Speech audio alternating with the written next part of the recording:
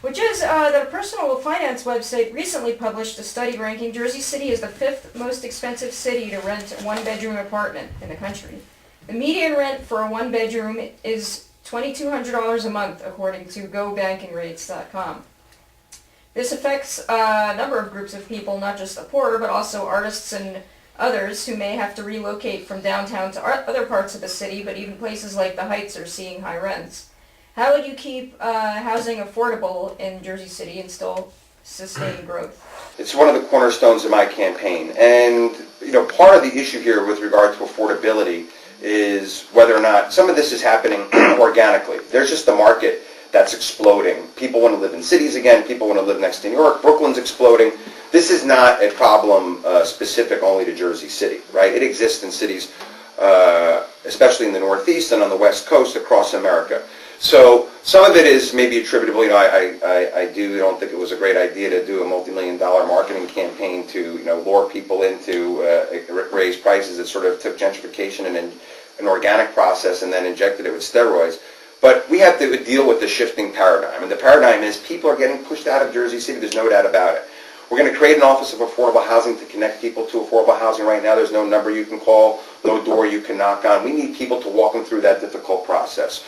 Two, that Office of Affordable Housing needs to make sure that affordable accommodations are actually being kept affordable, that income limitations are kept, that rent limitations are being complied with. We just saw in the paper the other day that's not being the case for a couple of people who work for the city.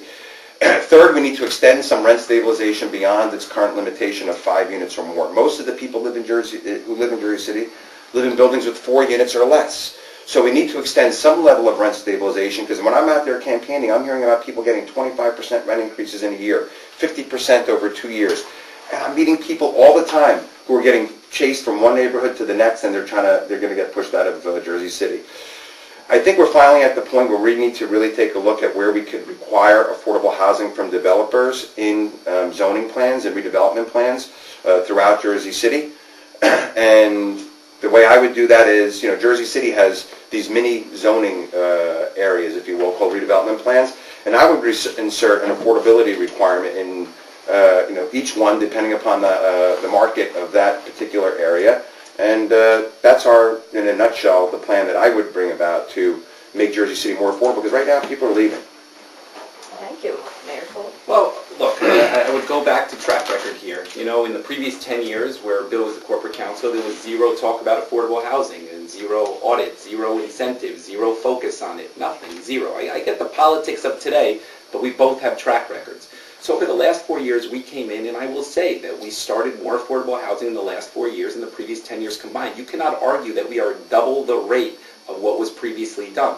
Now, Bill can point to the fact that you can't snap your fingers and every building is immediately constructed. I think the reality is that viewers recognize that construction takes a year to 2 years, but undeniably, we are at double the pace of construction and approval than they were before, period. And we provided that over.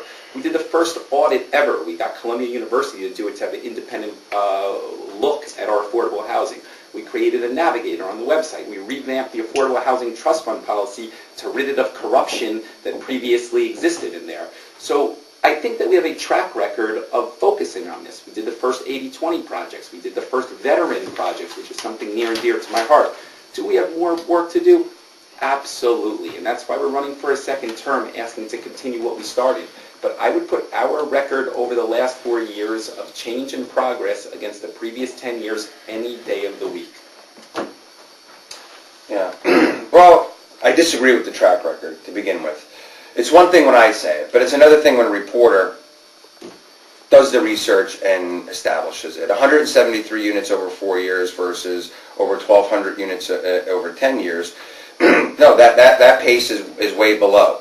To say that there was no talk about affordable housing, I worked for the city. I was there at the council meetings that you were at, where Doris Toonbell would come in and talk about affordable housing units with regularity. And the fact of the matter is, a lot of affordable units are being built by private developers with city assistance. It was happening all the time. That's why there was over 1,000 built. And it's just the statements that you're making are not in accord with the facts or reality. We could go back and forth on technicalities. We provided the document. It shows double the rate than what was previously there. I don't think anybody envisions that you snap your finger and a 40-story building is immediately constructed. So you could point to technicalities on that, but there's undeniably double the pace and a larger focus than what was there for the previous 10 years. We both have track records on this, and it's hard to run away from what you did as the corporate counsel there. So, look, I'll put those 4 years against the 10 years any day of the week.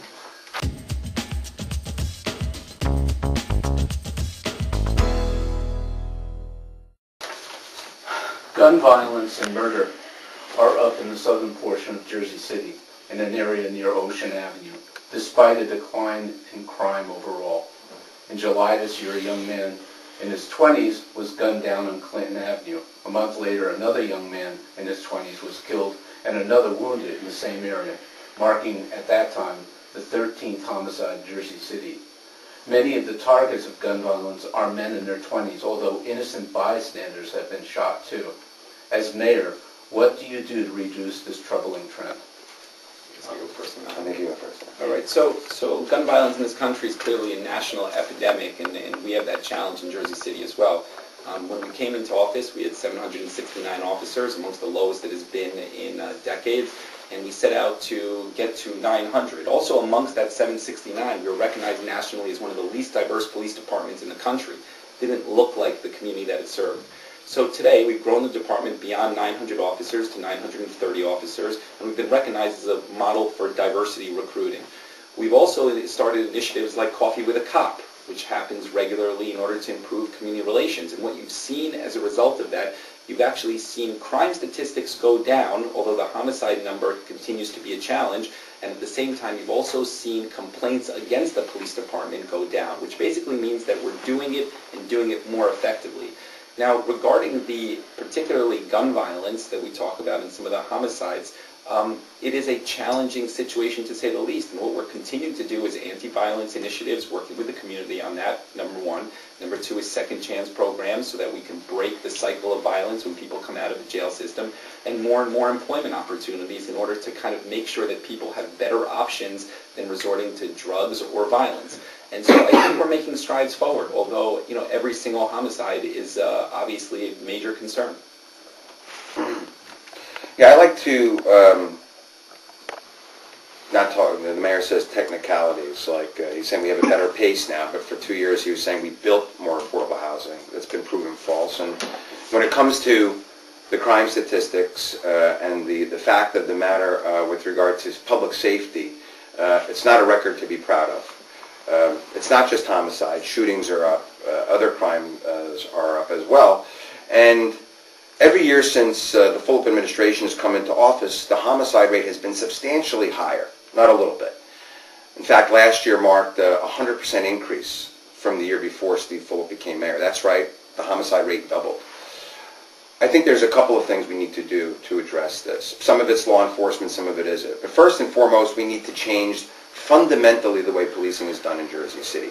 We need to implement community policing, which includes but is not limited to police getting out of their squad cars and out of their precincts into the streets to positively interact with the public. But we need to change the mindset of the police department through training and through changing in leadership from a warrior mindset to a guardian mindset. Police can't enter the neighborhood as if it's an occupying army. The police need to develop relationships with different points of the community, whether it's a pastor or a teacher, a business owner, or just regular residents. The dialogue needs to begin. And this department has been riddled with controversy. The mayor had to fire his chief of police, a political advisor, for 8 years, who he put in and then fired within a year. Currently, there is no chief of police. The police department's morale is poor. They're protesting the mayor, and at the same time, we see that there's been indictments, FBI investigations. Frankly, the police department is in disarray, and we need to change it. So I would dispute that. I would say that the indictments are for police officers that were hired predating us and investigations that we commenced to purge the police department of issues, number one. Number two is regarding the statistics that Bill wants to point to. The average homicide rate per year is lower under the 4 years that we've been here than the 10 years that they were in office. That's a fact as well. You could cherry pick, but if you look at the total course of the terms, it is what it is. Third, the FBI came out with their statistics last week showing overall crime trending downwards. Those are facts that can be fact-checked by any viewer. So we'll stand by our records 10 years prior versus the 4 years where we are today. Just to give you a flavor for how you can't really trust any of the numbers or anything that the mayor says, I do think it's an important distinction that it was 8 years and 9 months that I was the corporation counsel. I guess Healy was mayor. I guess you want to round it off to 10 years, but that's a substantial increase in time. It was 8 years and 9 months. The problem with first let's talk about the indictments. Many of these officers were your supporters, people who drove you around. In fact, the off-duty situation that was changed during the reign of Chief Comey, they took a lot of these people off, only to be put back on by your initial chief of police. So I think a lot of that lays at your doorstep.